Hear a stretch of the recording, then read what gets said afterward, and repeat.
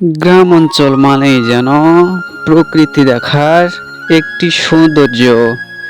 যে কথা না বললেই নয়, নভেম্বর মাসে ধান কাটা শেষ করে কৃষকেরা আবার যেন নিত্য নতুন ফসল লাগিয়ে দিয়েছে এদিকে গম। গমের যেন একেবারেই সবুজ পাতায় মাঠ ঘিরে রয়েছে।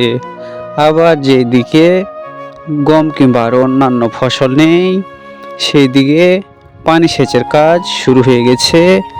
আবারও ধান লাগাবে কৃষকেরা।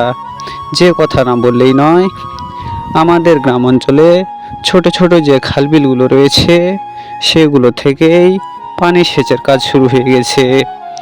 আমাদের গ্রাম অঞ্চলের ভিতরে ছোট ছোট যেসব আঁকা বাঁকা খালবিল রয়েছে, সেগুলো থেকেই পানি সেচের কাজ শুরু হয়ে গেছে। কোনো কোনো জমিগুলোতে আবার হাল বাওয়ারও কাজ শেষ।